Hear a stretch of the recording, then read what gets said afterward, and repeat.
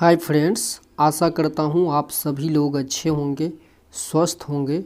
तो आज की इस वीडियो के माध्यम से सीडीपी से मोस्ट इम्पोर्टेंट क्वेश्चन लाया हूँ, जो आपका C TET, UP TET, S TET किसी भी कॉम्पिटिटिव एग्ज़ाम में पूछी जाती है। तो देखिए, क्वेश्चन है कि कौन सी वाद की बाल्यावस्था के बौद्धिक विकास की विशेषता नहीं है। तो नेगेटिव क्वेश्चन पूछ रहा है, भविष्य की योजना की सूझबूझ, विज्ञान की काल्पनिक कथाओं में अधिक रुचि, बढ़ती हुई तार्किक शक्ति या काल्पनिक भय्यों का अंत। तो चारों ऑप्शन को पढ़ना अति महत्वपूर्ण है। जब आप पढ़ते हैं तो कॉन्सेप्ट आपका क्लियर होते जाएगा। देखिए, इसीलिए ऑप्शन को नहीं छोड़ना चाहिए, चारों ऑप्शन को आपको पढ़ना चाहिए। और कभी कभी ऐसा लगेगा कि चारों आपका सही है, लेकिन इसमें राइट आंसर आपको ढूंढना रहता है। देखिए, राइट आंसर है भविष्य की योजना की सूझबूझ। भविष्य की योजना की सूझबूझ बाल्यावस्था के बाद की अवस्था अर्थात किशोरावस्था की बौद्धिक विशेषता नहीं है, क्योंकि किशोरावस्था में बालक अपने भविष्य की योजनाओं के प्रति चिंतित रहता है, जिसके कारण वह तनाव में रहता है, न कि वह अपने भविष्य की योजनाओं के प्रति सूझबूझ प्रदर्शित करता है। यह विशेषता सामान्यतः प्रौढ़ावस्था की हो सकती है। तो इस तरीक़ा से देखिए, अगला जो क्वेश्चन है वो आपका कौन सा क्वेश्चन है। तो ये क्वेश्चन हो गया आपका, इनमें से कौन मनोवैज्ञानिक भाषा विकास से संबंध है। तो देखिए, पैवलव, बीने, चॉम्स्की, मास्लो। तो भाषा विकास से संबंधित ये किसने कहा था? तो राइट आंसर चॉम्स्की ने। देखिए, नोम चॉम्स्की भाषा विकास से संबंधित मनोविज्ञान है। इन्होंने माना कि प्रत्येक मानव शिशु में व्याकरण की संरचनाओं का एक अंतर्निहित एवं जन्मजात खाका होता है, जिसे सार्वभौम व्याकरण की संज्ञा दी गई।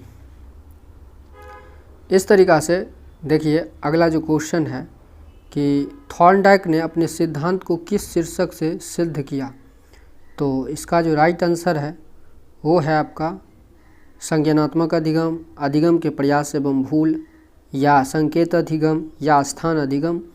तो थॉर्नडाइक ने अपने सिद्धांत को किस शीर्षक से सिद्ध किया? तो अधिगम के प्रयास एवं भूल से सिद्ध किया। देखिए, थॉर्नडाइक ने अपने सिद्धांत को अधिगम के प्रयास एवं भूल का सिद्धांत शीर्षक से सिद्ध किया, और इस सिद्धांत को संबंधवाद या उद्दीपक अनुक्रिया सिद्धांत भी कहते हैं। और इनके अनुसार सीखने के लिए पुनर्बलन केंद्रीय तत्व है, तथा अनुक्रिया का संतोषजनक परिणाम ही उद्दीपक अनुक्रिया बंधन को सुदृढ़ कर सकता है। इस तरीक़ा से अगला जो क्वेश्चन है वो देखिए, गिरोह अवस्था किस आयु वर्ग एवं विलंब विकास से संबंधित है। 16 से 19 वर्ष एवं नैतिकता, 3 से 6 वर्ष एवं भाषा, 8 से 10 वर्ष एवं सामाजिकरण, 16 से 19 वर्ष एवं संज्ञानात्मक। तो राइट आंसर है आपका 8 से 10 वर्ष एवं सामाजिकरण।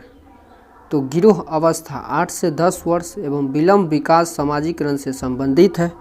और 8 से 10 वर्ष की आयु में बालक अपने समूह का सक्रिय सदस्य बन जाता है, जो किशोरावस्था में चरम पर पहुंच जाता है।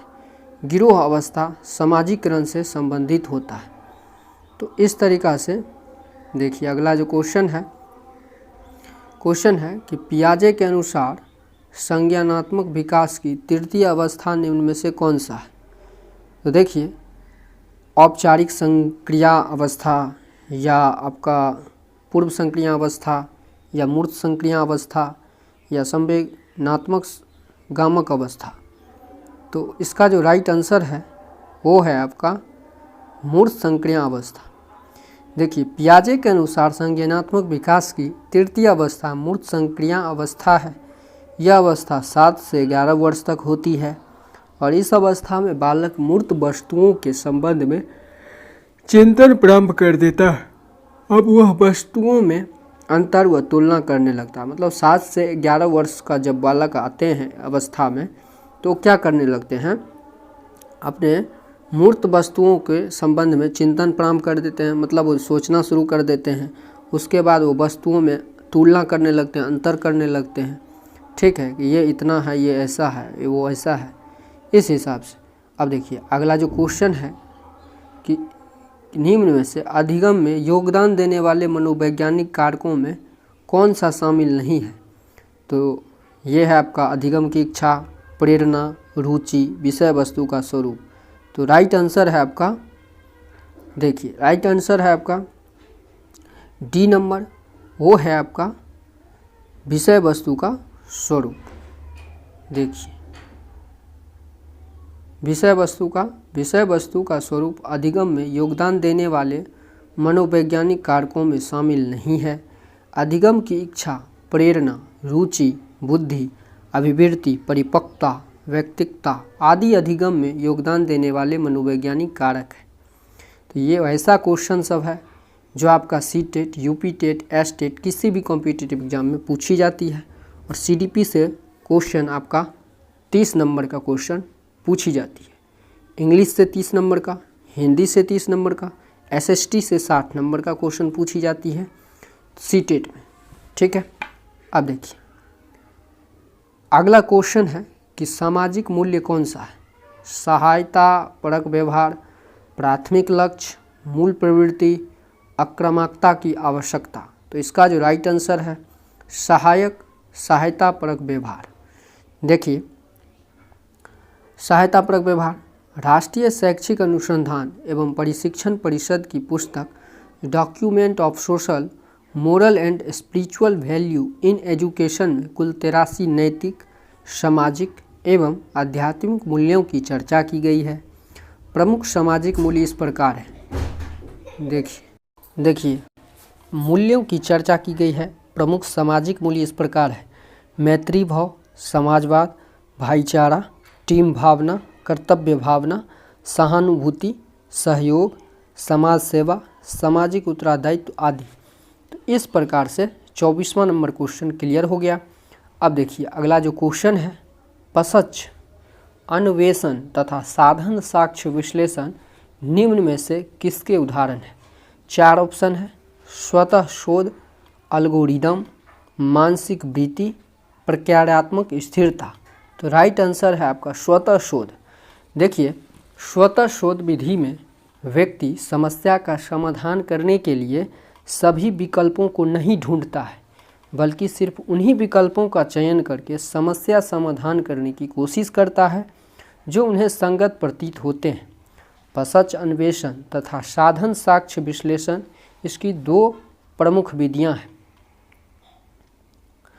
देखिए अगला जो क्वेश्चन है, सीखने के वक्र अभ्यास द्वारा सीखने की मात्रा, गति और प्रगति की सीमा को ग्राफ पर प्रदर्शित करते हैं। यह किसने कहा? Skinner, Ross, Ebbinghaus, M L. विग्गी। तो राइट आंसर है आपका, देखिए सीखने के वक्र अभ्यास द्वारा सीखने की मात्रा, ठीक है, गति और प्रगति की सीमा को ग्राफ पर प्रदर्शित करते हैं। यह कथन गेट्स का कहना था। तो ये अन्य गेट्स व अन्य के हैं, अतः कोई विकल्प सही नहीं है। इसलिए जिनका कहना था वो ऑप्शन में ही नहीं है, तो देख सकते हैं। और देखिए 27 नंबर जो क्वेश्चन है वो है आपका, देखिए कौन सा थॉर्नडाइक के अधिगम के प्राथमिक नियमों में शामिल नहीं है। तो साहचर्यात्मक स्थानांतरण का नियम, अभ्यास का नियम, प्रभाव का नियम, तत्परता का नियम। तो राइट आंसर है आपका साहचर्यात्मक स्थानांतरण का नियम। तो E.L. थॉर्नडाइक ने अधिगम के 3 मुख्य नियम तथा 5 गौण नियम दिए हैं जो निम्न प्रकार है, और ये मोस्ट इम्पोर्टेंट नियम है, इसे आप याद ही कर लीजिए। कहने का मतलब याद नहीं करिए, समझने का प्रयास करिए। याद करना तो आपका सीटेट एग्जाम में भी नहीं बताया गया है। बच्चों को आप रटवाते हैं तो नेगेटिव पॉइंट हुआ, इसीलिए रटने से अच्छा है समझना। तो देखिए मुख्य 3 नियम को समझिए या 5 नियम को समझिए। अभ्यास का नियम, प्रभाव का नियम, तत्परता का नियम, ये मुख्य नियम है। गौण नियम 5 तरह का है: बहुअनुक्रिया का नियम, मनोवृत्ति का नियम, आंशिक क्रिया का नियम, सादृश्यता का नियम, साहचर्यात्मक रूपांतरण का नियम। किसी दिन मैं इसका आपको डिटेल में वीडियो बना के डाल दूंगा, मुख्य नियम के बारे में और गौण नियम के बारे में। अभ्यास का नियम क्या कहलाता है, प्रभाव का नियम क्या कहलाता है, ये सब मैं बता दूंगा, ठीक है। किसी चीज़ को आप बार बार अभ्यास करते हैं और नियम बना के अभ्यास करते हैं, प्रभाव क्या हुआ नियम बनाने से, आप तत्पर हैं कि नहीं अभ्यास करने में, तो ये सब रोल निभाता है, ठीक है। अब देखिए 28वां नंबर क्वेश्चन है कि अनुकूलित अनुक्रिया सिद्धांत किसके अनुकूलन पर बल देता है? तर्क, व्यवहार, चिंतन, अभिप्रेरणा। तो इसका जो राइट आंसर है वो है व्यवहार पर।